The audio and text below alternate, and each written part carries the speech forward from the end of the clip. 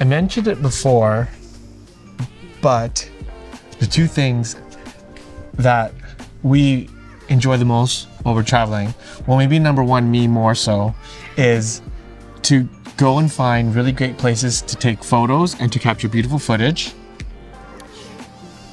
And number two, we love eating and drinking our way wherever we're traveling, because to me and to you, that is the best way to immerse yourself into the city, its people, and their culture.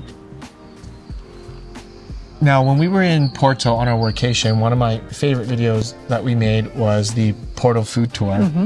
And it's interesting, it was really fun to make, and it was informative, but it did allow us to get a little bit creative with the storytelling a little bit. Now, we haven't done one for Berlin, and I was thinking about it as to why. And I think the reason is because everything is so within reach since we live here, and everything is just on our doorstep, essentially. There isn't really an urgency to do so, but that needs to change today.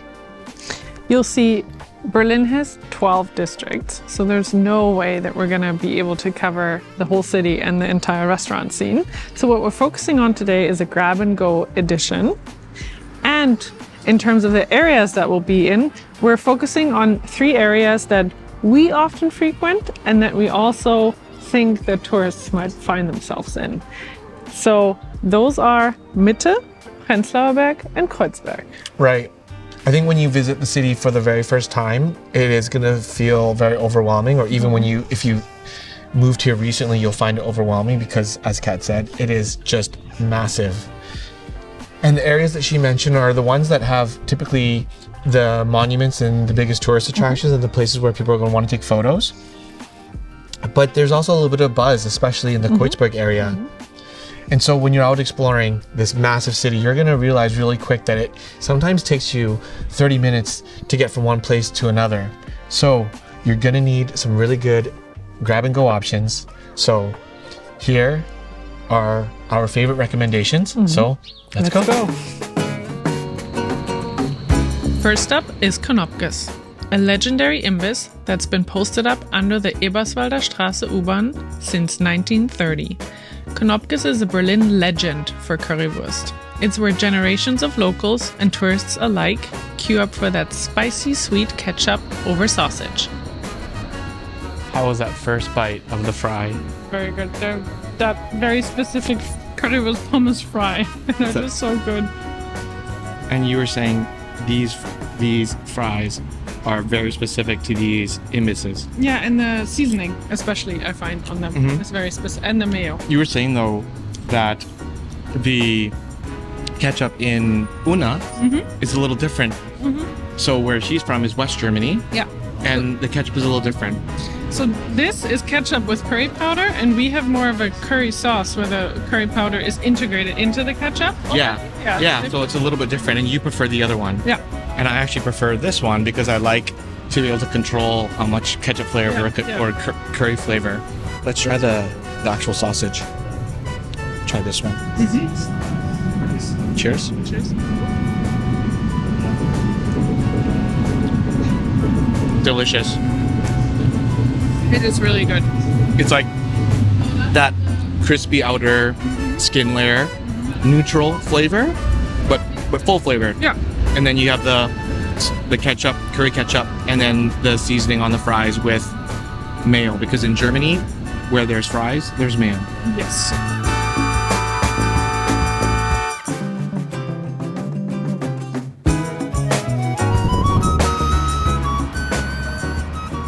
So as we make our way to the next food spot, we are still walking under the train tracks, and I thought it would be an opportunity for me to talk about what I thought the Berliner Currywurst was. When I was first moving to Berlin, when we knew that we were moving here, I had done a little research of what it was, and I saw that it said that people would eat it as a late night snack after the clubs.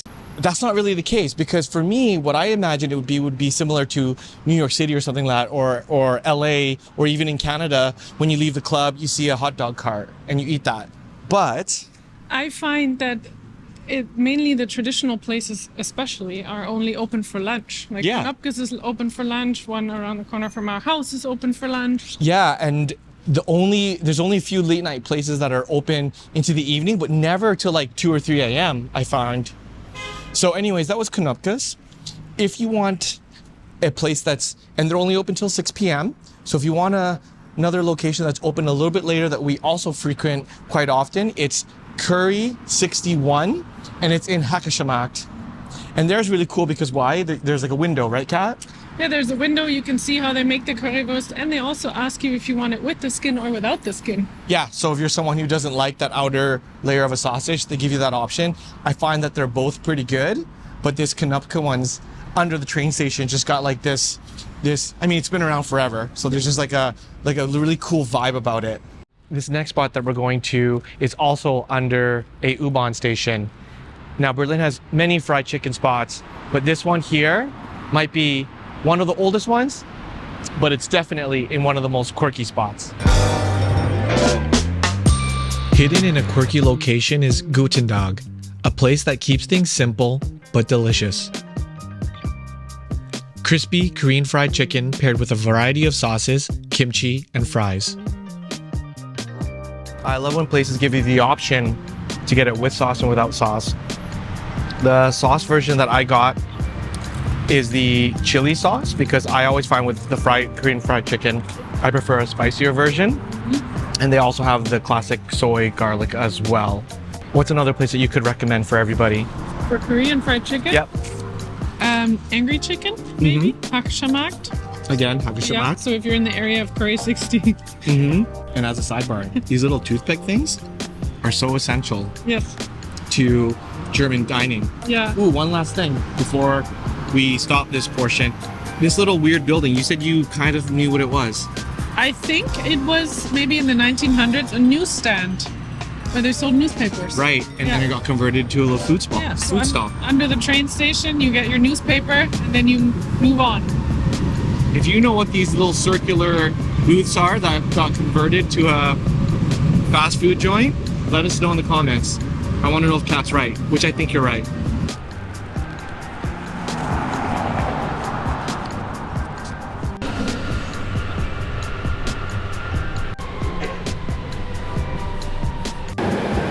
So with any city, I feel like whatever trend that is popular around the globe ends up shaping what starts to pop up and open up, within the city. Yeah. And that could be anything from burgers to tacos. There was the bubble tea trend. I was gonna say bubble tea. Yeah. And at one point in time, it was sushi. Yes. But now sushi is pretty commonplace. Yeah. You go to any city, you're gonna find a handful of pretty good sushi restaurants. Yeah. So I feel like this next spot that we're heading to is that next evolution in that sushi trend. Onibar brings Japan's onigiri to Berlin. Located in Mitte, the spot crafts hand-pressed rice triangles filled with inventive options like glazed pork belly and duck with plum. What was once a clever way to preserve leftover rice is now a regular snack, easily portable and eaten by hand. You want to start with the glazed pork belly? Sure. I'll try this, ironically, Korean beef for an onigiri. For a Japanese spot. Yeah. When you traveled to Japan, did you know of onigiris? Was it a thing? Yes, mainly at the convenience stores in I mean, it's a 7-Eleven or something. It's a convenience store snack. You saw them there? Yeah, of course. Did you guys buy one? Yeah, I think we did. Yeah, or even at gas stations. That's where it's mainly popular. Yeah. And were they expensive from what you remember or no? No, they were really cheap. Yeah, because they're supposed to be, I think traditionally they're like only like $1 or $2 equivalent wise. Yeah, it was a super affordable little quick snack. Yeah, I think Japanese people would consider this expensive. These are 3. Yeah. So Korean beef, glazed duck. Yes. Oh, glazed pork belly. Pork belly, Yeah. yes.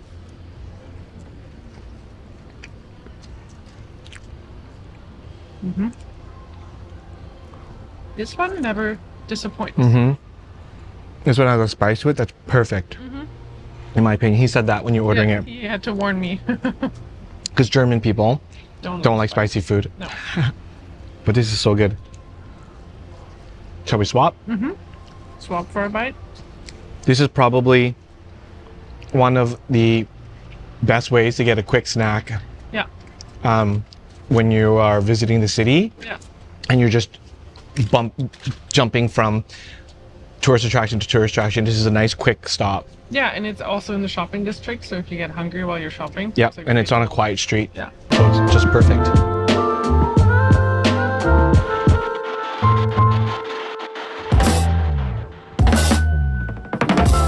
So this next spot that we're heading to is the only one that we're putting on the list that we ourselves have never been to.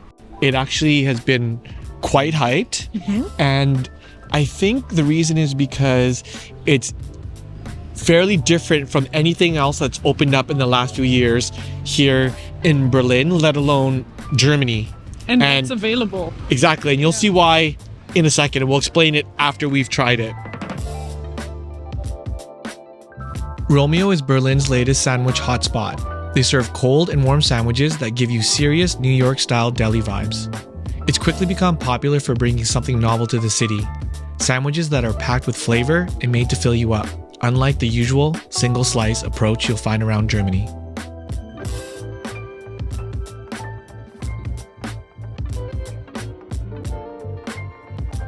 All right, so we just left Romeo's, and before I get Katerina's opinion, let me put the camera down here so we can talk freely. We wanted to give a review inside of there, but the people behind the deli bar turned up the music and it started to turn into a little bit of a vibe. But what did you think of it? Okay, so we had the Italian, which was a cold sandwich on a focaccia. Yeah, like a classic deli sandwich. Yeah. I thought it was delicious. I thought it was maybe a little expensive for what it was. I do agree. I think it was like 13 euros. 13.50, yeah. Yeah, they're using good meats, and I think they're also trying to justify the price because they're making their in-house focaccia bread, which was actually really good, really fluffy and really airy. It was a sesame focaccia bread. But from what I've seen online, I think their standout was the chicken melt. But I really wanted to get the deli sandwich because we were at a place that's called Romeo's Deli. Yes. You said it reminded you, the inside is really beautiful, by the way. Yeah, it reminded me of Kat's Delicatessen in New York City. That Right. Same vibe, same color palette. Yeah. And what did you think about these types of sandwiches sort of starting to come in and influence German sandwich culture? Because for me, I'm actually quite used to having cold cut sandwiches or sandwiches that are a little bit thicker with the layering of the meat, like a Montreal smoked meat sandwich or a classic banh mi. But in Germany, we have belegtes Brötchen, which is very, very common. Like you see it everywhere, every bakery, but you get one slice of ham, one slice of cheese, one slice of lettuce, and a bun. And that's it. So the bun takes up most of the space. I guess I'm not typical German because I've always been made fun of for putting so much on my sandwiches. Yeah, you prefer a sandwich like me. Yeah. Lots of layers of meat and then the bread. Yeah. Whereas here, most Germans, like she said, eat a belegtes Brötchen, which is mainly bread with 3 slices of something. Usually one cheese, usually one meat, and usually one piece of veg. Yeah, yeah. And I think that's why Romeo's has gotten such traction. I agree. Because it's new and it's something that is different and really only found in places that have huge sandwich culture, which is like Prague or New York City or Montreal. Yeah. So overall, really good. Not going to give our full grading right now because we have to try that chicken out before we can really address it. We do. Based off of that it's expensive. Yeah.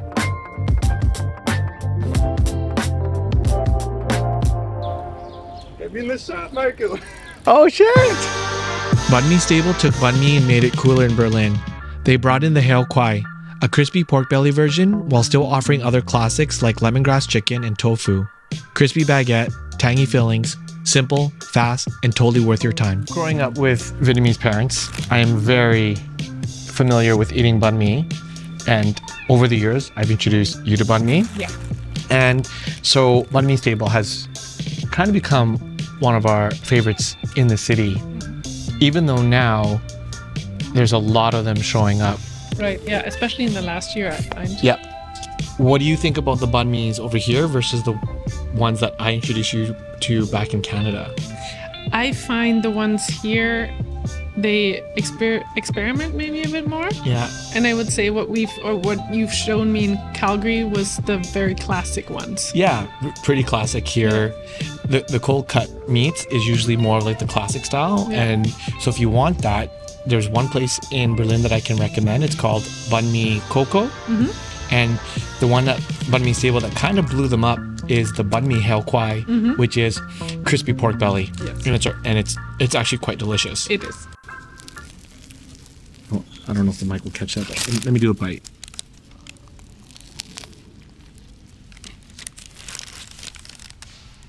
Thank you.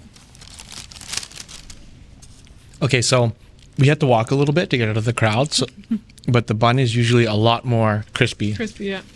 The one thing about theirs is that they make their buns in-house. Mm-hmm.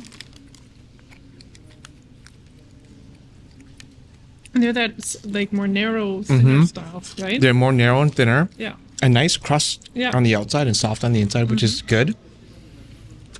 Some people might argue that this bun is a little too small and a little too narrow. But I think it's quite superior, and they use a rice flour, which is super delicious. Makes it really good. Yeah, it feels more like a traditional like French baguette. Yeah, yeah. with the pointy tips. Yeah, exactly. It's absolutely delicious. So if you're craving a banh mi, definitely Banh Mi Stable is one of them. If you want something a little more cold cut traditional, Banh Mi Coco. But there are many others if you quickly look it up. There's another one that we do sort of like. It is called Banh Mi Saveur. Yeah. And those ones are really big. Really the baguettes big. Are massive. Yeah. So very. A little more expensive as well.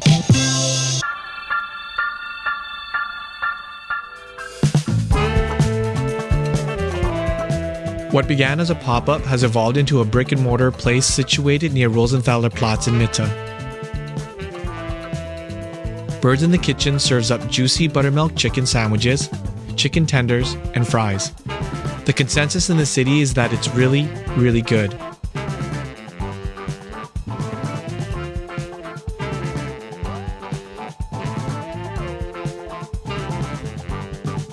The only question left remaining is it a chicken sandwich or a burger?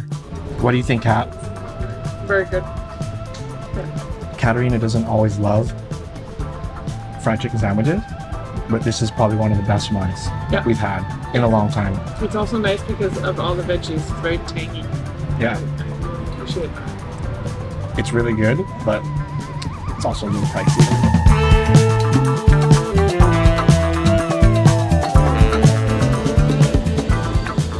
One of the staples of Kati's Turkish food scene, Doyum isn't just a restaurant. It's also got a street-facing window for quick grab and go. The döner here is all yaprak beef, sliced straight from the skewer. Served in classic triangular bread, but we're partial to the dürüm. So, it would not be a Berlin grab and go food tour without döner.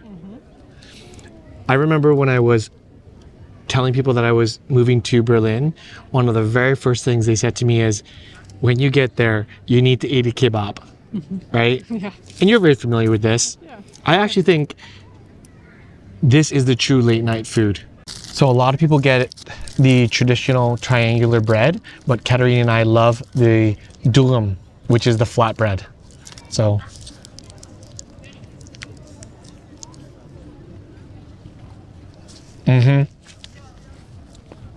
Good. Just as I always remember. The first bite always pretty doughy, but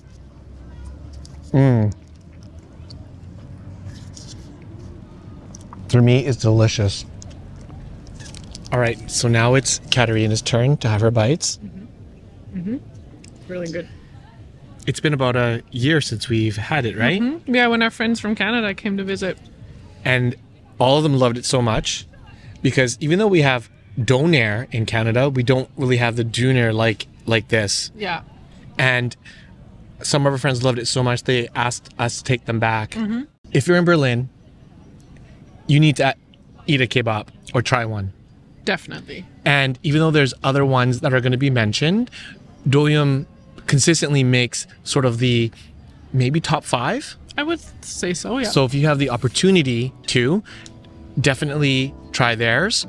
The area itself is not the most desirable, but don't let that sway you away from it. No. The people who are at the restaurant are really friendly, and it's definitely worth the bite. Goldie's made a name with fries, but their smash burgers have become the cult favorite. Thin, crispy patties, melted cheese, and a soft potato bun that ties it all together. It's a clear nod to the Golden Arches, just done way better. Simple, satisfying, and the best bad food in town. Has the wait been worth it? Yes. Always the classic double cheese. Have I ever had the double cheese? I don't think so. I think you have, maybe. It's good. Yeah, look at the char on this thing. Look at the char on that. Crispy, charry, cheese, ketchup, pickles. Look at this char.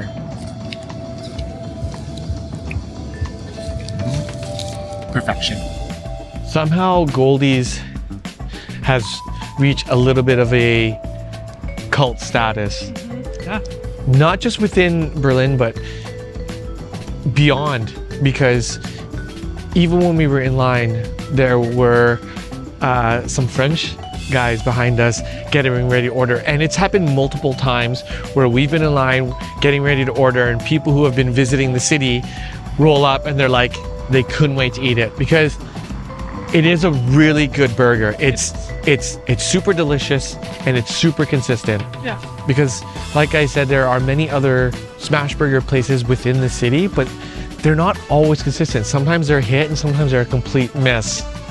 But if you do want to visit other places and you can't get to Goldie's, some places that we do like is Burgermeister. They are also a little bit of a foundation here in Berlin.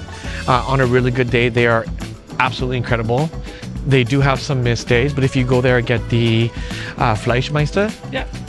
And another one that we like is near Kudamm. Hauptstadtburger? I think it's a part of Hauptstadtburger, but it's just called Smash. Yes. So again,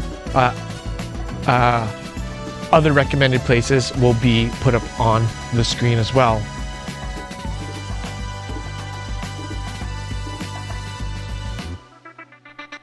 Magic John's does New York and Detroit style pizza right. Big slices with that perfect, chewy, crisp crust. Toppings are classic, from pepperoni to cheese, with a few specialties thrown into the mix. There's always a buzz at the ordering window, but it's worth the wait. Is it me, or do we always end up doing the pizza stop when it's dark out? Yeah, at the end. The last time we did a food tour for the Porto series, Yes. we also had the pizza at Generosa, and we loved it. At the very end of the day. But having said that, we also love Magic John's. And to be honest, Magic John's has appeared in one of our other videos before. Oh, the Leica Deluxe 8 impressions. So the one that we get today is the New York Pep. We love that. Kat also loves the plain. Yes. But I also really like the sausage and onion in the Detroit. And typically I don't like Detroit, but Magic John's does it well. They do it really well. I find it very fluffy. Yeah, it's very airy. It's not as heavy as some of the other versions that I've had before that are like bricks. And yeah, it's super tasty. Not much to say. Let's have just a little quick bite and see if it's as good as we remember. That crunch. And pro tip, get their hot agave, which they recently added with the chili flakes. Yes, delicious. Yeah, they added toppings recently. So if you come to Berlin and you're craving pizza, no matter if you've seen other places, only go to Magic John's if you want good slices. This is our favorite, I would say. Yeah. If you want to like Napoli, how do you pronounce that word? Napoli style? Napoli style, Napoleana style. Is that right? Yeah. I'm sorry if I butchered that. Our favorite for that type of pizza is standard serious pizza. Yeah, for sure. So if you want like that traditional Italian style pizza, go there. Yeah. And yeah, that's pretty much it. And for takeout, Magic John's. All right, we're gonna finish this while they're still hot. Yeah.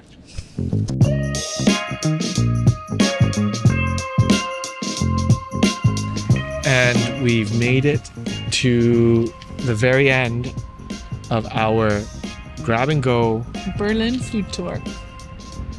It was a little more work than I had anticipated because we originally had 8 places we picked out that we thought could give a good variety for the grab and go, but then we added in Romeo's, which made it 9. Yeah.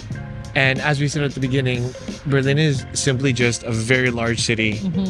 So sometimes it just takes 30 minutes to get from one location to another. So we tried to group a few. And so, as we said, we try to keep it into the places where we feel first time people to Berlin would have easy access to. Exactly, yeah. What did you think about doing a food tour within our own city? It's really cool because we have gone to these places a lot before, but you look at it a little bit from a different perspective when you try them out to recommend to people, or like you really try to figure out what is so special about each place. Yeah, you consider it a little bit deeper because when you are recommending to someone, you want to make sure that you're not just loving it because it's available to you. Yeah. You want to make sure that the quality is there and the consistency is there. Yeah. And I guess a little bit of service, even though it's grab and go. The grab and go part of it has actually made it a little bit challenging because trying to find a place to sit and eat after we grabbed it can sometimes be really challenging in a super busy city like Berlin. Yeah. In Porto, it was a lot easier because there was places to sit everywhere. Yeah. But here it's very crowded. So I hope you liked all the places that we picked and recommended. If you have any questions about any of the spots that you saw that we weren't able to answer, leave them in the comments below. What is your favorite on that list that we went to today that you, if they could only go to one place out of those 9, what would it be? I think it would be, because it's such a phenomenon in the city, it would be Goldie's. Okay. And I think for me, I would probably say go to Doyum because when you're in the city, you're probably going to eat a kebab. But a lot of people may, as I said, shy away simply because it's in Kutbusa and that area, isn't the best area. Like, it's not the cleanest, it's not the prettiest, but you can get a good kebab in that area. Yeah. So that's pretty much it. I really want to do our favorite sit-down restaurants next. And I had a good time. I hope you did too. If you try any of these places, leave us a comment so that we know. Yes. And if there are any other places that you've been to in Berlin that we didn't mention that you think we might enjoy, please feel free to recommend them as well. Let us know. We're always happy to find new places. Always happy to discover and try new places. Don't forget to subscribe. Share this video with someone who also loves grab and go food. Give it a like, and we'll see you in the next one. So, as always, Live passionately and stay inspired. Bye.